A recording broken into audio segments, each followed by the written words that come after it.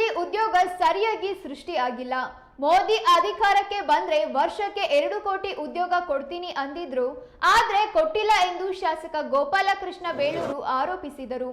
ಮಾಧ್ಯಮದವರೊಂದಿಗೆ ಮಾತನಾಡಿದ ಅವರು, ದೇಶವ್ಯಾಪ್ತಿ ನಿರುದ್ಯೋಗ ಹೆಚ್ಚಾಗುತ್ತಿದ್ದು ಈ ಬಗ್ಗೆ ರಾಜ್ಯದ ಸಂಸದರು ಗಮನ ಕೊಡ್ತಿಲ್ಲ. ಈ ಬಗ್ಗೆ ರಾಜ್ಯದ ಸಿಎಂ ಹಾಗೂ ಕೇಂದ್ರ ಸರ್ಕಾರವು ಗಮನ ಕೊಡಬೇಕು, ಉದ್ಯೋಗ ಸೃಷ್ಟಿ ಮಾಡಬೇಕು ಎಂದರು. ಬಿಜೆಪಿ ಬರೀ ಧರ್ಮ, ಪಾಕಿಸ್ತಾನದ ಬಗ್ಗೆ ಗಮನ ಹರಿಸದೆ ಉದ್ಯೋಗ ಸೃಷ್ಟಿಸುವತ್ತ ಗಮನ ಹರಿಸಬೇಕು. ಕೇಂದ್ರ ಸರ್ಕಾರಕ್ಕೂ ಮನವಿ ಮಾಡಬೇಕು. ಬಿಜೆಪಿ ಸಣ್ಣ ಸಣ್ಣ ವಿಷಯಕ್ಕೆ ಧರ್ಮ ತಳುಕು ಹಾಕಿ ರಾಜಕಾರಣ ಮಾಡಬಾರದು. ಮುಸ್ಲಿಮರಲ್ಲಿ ಮಾತ್ರವಲ್ಲ, ಹಿಂದೂಗಳಲ್ಲಿ ಕಿಡಿಗೇಡಿಗಳಿದ್ದಾರೆ. ಅವರನ್ನೆಲ್ಲ ಧರ್ಮ ಆಧಾರಿತವಾಗಿ ಅಳೆಯುವ ಪ್ರಶ್ನೆ ಇಲ್ಲ. ತಪ್ಪು ಮಾಡಿದವರು ಯಾರೇ ಆಗ್ಲಿ ಶಿಕ್ಷೆ ಆಗಬೇಕು. ಈಶ್ವರಪ್ಪ, ಅನಂತಕುಮಾರ್ ಹೆಗಡೆ, ಯತ್ನಾಳ್, ಪ್ರತಾಪ್ ಸಿಂಹ ಇವರೆಲ್ಲರ ಹಿಂದುತ್ವ ಪರವಾಗಿ ಇದ್ದವರು. ಅವರನ್ನೇ ಬಿಜೆಪಿ ಹೊರಹಾಕಿದೆ ಎಂದರು.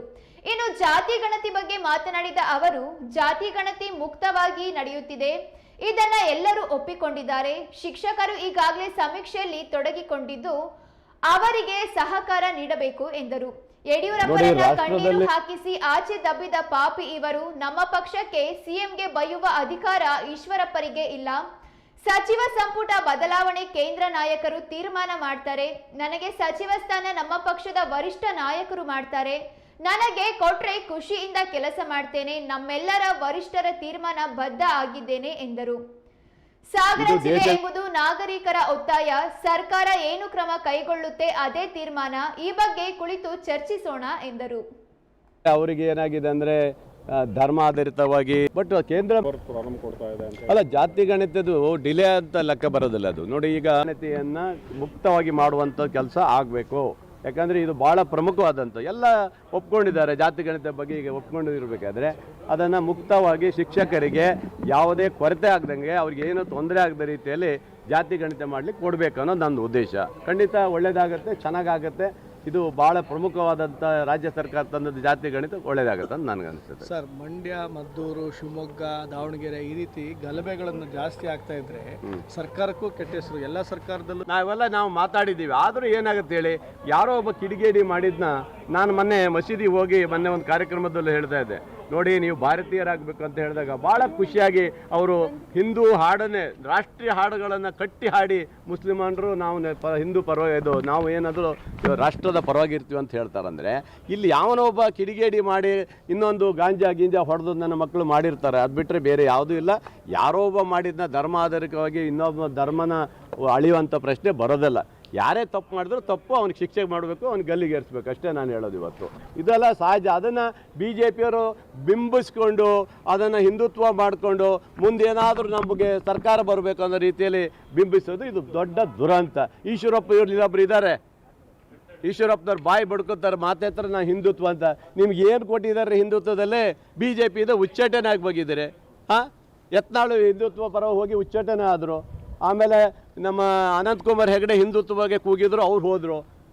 ಪ್ರತಾಪ್ ಸಿಂಹ ಹಿಂದುತ್ವ ಅಂತ ಕೂಗ್ಬಿಟ್ಟು ಅವನಿಗೂ ಟಿಕೆಟ್ ಕೊಡದೆ ಹೊರಗಾಕಿದ್ರು. ಅಂದರೆ ಹಿಂದುತ್ವವಾದಿಗಳಿಗೆ ಬಿ ಜೆ ಪಿಯವ್ರು ಹೊರಗೆ ಹಾಕ್ಕೊಂಡು ಈಗ ಒಂದಿಷ್ಟು ಜನ ಹಿಂದುತ್ವವಾದಿಗಳು ಈಗ ಹೋಗ್ಬಿಟ್ರೆ ಅದು ನಡೆಯಲ್ಲ. ಹಾಗಾಗಿ ಶಾಂತಿ ಧರ್ಮವನ್ನು ಎಲ್ಲ ಪಕ್ಷದವರು ಪಾಲನೆ ಮಾಡಬೇಕು. ಯಾವುದೋ ಘಟನೆಗಳನ್ನು ದೊಡ್ಡ ಮಟ್ಟಕ್ಕೆ ಮಾಡೋದು ತಪ್ಪು ಅಂತ ನನ್ನ ಭಾವನೆ. ಸರ್, ನಿಮ್ಮನ್ನು ಹೊರಗಾಕಿ ನನ್ನ ಯಾರು ಹೊರಗಾಕಕ್ಕೆ ಸಾಧ್ಯನೇ ಇಲ್ಲ.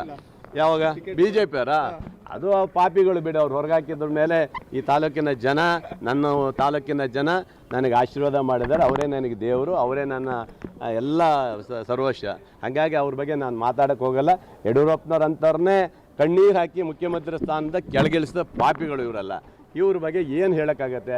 ಅಂದರೆ ಏನು ಗೊತ್ತಾ, ಇವರಿಗೆ ಪಕ್ಷಕ್ಕಿಂತ ಇವರಿಗೆ ಇವ್ರದ್ದು ವ್ಯಕ್ತಿನೇ ಜಾಸ್ತಿ ಆಗಿಬಿಟ್ಟಿದೆ ಇವರಿಗೆ. ಹಾಗಾಗಿ ಯಾರೇ ಹೋರಾಟ ಮಾಡಲಿ, ಏನೇ ಮಾಡಲಿ, ಈ ಪಾಪ ಈಗ ಈಶ್ವರಪ್ಪಗೆ ಏನು ಪರಿಸ್ಥಿತಿ ಬಂದಿದೆ ನೋಡಿ. ಏನಾದರೂ ಮಾಡಿ ಒಂದಿಷ್ಟು ಹಿಂದುತ್ವ ಮತ್ತೊಂದಿಷ್ಟು ಕೂಗ್ಬಿಟ್ಟು ಪಕ್ಷಕ್ಕೆ ಏನಾದ್ರು ವಾಪಸ್ ಕರ್ಕೋತಾರೋ ಅಂತ ಬಾಯಿ ಬಡ್ಕೊ ಕೂತ್ಕೊಂಡಿದ್ದಾರೆ. ಅಷ್ಟು ಬಿಟ್ಟರೆ ಈ ಅಪ್ಪಂದು ಏನೂ ಇಲ್ಲ. ಹಾಗಾಗಿ ನಮ್ಮ ಪಕ್ಷಕ್ಕೆ ನಮ್ಮ ಮುಖ್ಯಮಂತ್ರಿ ಬೈಯುವಂಥ ಯೋಗ್ಯತೆ ಈ ಈಶ್ವರಪ್ಪಗೂ ಇಲ್ಲ. ಸರ್, ಸಂಪುಟ ಬದಲಾವಣೆ ಬಗ್ಗೆ ನೀವು ಹೇಳಿದ್ರಿ 2020 ಮಾಡಬೇಕು ಅಂತ. ಇನ್ನು 2020 ಎಲ್ಲ 50-50 ಆಯಿತು. ಇನ್ನೂ ಬದಲಾವಣೆಗಳು ಏನಾರು ಇದೆಯಾ ಸರ್? ನೋಡಿ, ಸಂಪುಟ ವಿಚಾರವಾಗಿ ನಾನೇನು ಮಾತಾಡ್ಲಿಕ್ಕೆ ಹೋಗೋದಿಲ್ಲ ಸ್ನೇಹಿತರೆ. ಇದು ರಾಜ್ಯ ಸರ್ಕಾರ ಮತ್ತು ನಮ್ಮ ಕೇಂದ್ರದ ನಾಯಕರು ತೀರ್ಮಾನ ಮಾಡ್ತಾರೆ. ಅದಕ್ಕೆ ಹಾಗಾಗಿ ಸಂಪುಟ ವಿಚಾರನೇ ನಡೀತದೆ ಯಾವಾಗಂತೂ ಗೊತ್ತಿಲ್ಲ. ಅದು ನಮ್ಮ ರಾಜ್ಯದ ನಾಯಕರಲ್ಲ, ಕೇಂದ್ರದ ವರಿಷ್ಠರು ತೀರ್ಮಾನ ಮಾಡ್ತಾರೆ. ನಿಮ್ಗೆ ಗೊತ್ತಿದೆ, ಈಗೆಲ್ಲ ನಿಗಮಗಳನ್ನು ಫಿಲಪ್ ಮಾಡಿದ್ದಾರೆ. ಹಾಗಾಗಿ ಮುಂದೆ ಏನು ಮಾಡಬೇಕು ಅನ್ನೋದು ಕೇಂದ್ರದ ವರಿಷ್ಠರು ತೀರ್ಮಾನ ಮಾಡ್ತಾರೆ. ಟೆಸ್ಟ್ ಮ್ಯಾಚ್ ಆಗ್ತಿದೆ, 2020 ಬರ್ತಾ ಇಲ್ಲ. ಬರ್ತಾರೆ, ಈ ಟೆಸ್ಟ್ ಮ್ಯಾಚ್ ಎಲ್ಲ 50-50 ಬರ್ತಾರೆ, ಯಾಕೆ ತಲೆ ಕೆಡಿಸ್ಕೊತಾರೆ? ಅವೆಲ್ಲ ಆಗೋವಂಥ ಸಮಯದಲ್ಲಿ ಮಾಡ್ತಾರೆ. ಅದಕ್ಕೆಲ್ಲ ಯಾವುದೇ ಕಡಿವಾಣ ಹಾಕುವಂಥ ಪ್ರಶ್ನೆ ಇಲ್ಲ. ಯಾವಾಗ ಮಂತ್ರಿಯಾಗಿ ನೋಡ್ಬೋದು ನೀವು? ನೋಡಿ, ನನ್ನ ಹಣೆ ಬರದಲ್ಲಿ ಬರೆದ್ರೆ ನಾನು ಮಂತ್ರಿ ಆಗ್ತೇನೆ. ನಮ್ಮ ರಾಜ್ಯ ನಾಯಕರು, ರಾಷ್ಟ್ರೀಯ ನಾಯಕರು ತೀರ್ಮಾನ ಮಾಡಿದ್ರೆ ಮಂತ್ರಿ ಆಗ್ತೇನೆ. ಹಂಗಂತ ಹೇಳಿ ನಾನು ಕೊಟ್ಟಿಲ್ಲ ಅಂತೇಳಿ ಯಾವುದೇ ಮಂತ್ರಿ ಸ್ಥಾನ ಕೊಟ್ಟಿಲ್ಲ ಅಂದರೆ ನಾನು ಅಸಮಾಧಾನ ಆಗೋದು, ಭುಗಿಲು ಹೇಳೋದು, ಮತ್ತು ನಾನು ಪಕ್ಷಕ್ಕೆ ವಿರೋಧ ಮಾಡುವಂಥ ಪ್ರಶ್ನೆ ನಂದಿಲ್ಲ. ಯಾಕಂದರೆ ನನ್ನ ರಾಜ್ಯದ ನಾಯಕರು ನನಗೆ ಉತ್ತಮವಾದಂಥ ಸ್ಥಾನಮಾನ ಕೊಟ್ಟಿದ್ದಾರೆ, ಒಂದು ನಿಗಮ ಕೊಟ್ಟಿದ್ದಾರೆ, ಮಂತ್ರಿ ಸ್ಥಾನಮಾನದ ವ್ಯವಸ್ಥೆಯಲ್ಲಿ ಮಾಡಿಕೊಟ್ಟಿದ್ದಾರೆ. ಹಂಗಾಗಿ ಯಾವುದೇ ಚಕ್ರ ಎತ್ತುವುದಿಲ್ಲ. ಕೊಟ್ಟರೆ ಮಾಡ್ತೀನಿ, ಕೊಡದಾದ್ರೆ ಅಭ್ಯಂತರ ಇಲ್ಲ. 50-50 ಅಂದರೆ 5 ವರ್ಷಕ್ಕೆ 10 ತಿಂಗಳು ಅಷ್ಟೇ ಉಳಿಯುತ್ತೆ ಸರ್. ಇರಲಿ ಬಿಡಿ, ಯಾವಾಗಾರಾದ್ರೆ ಏನಂತೆ.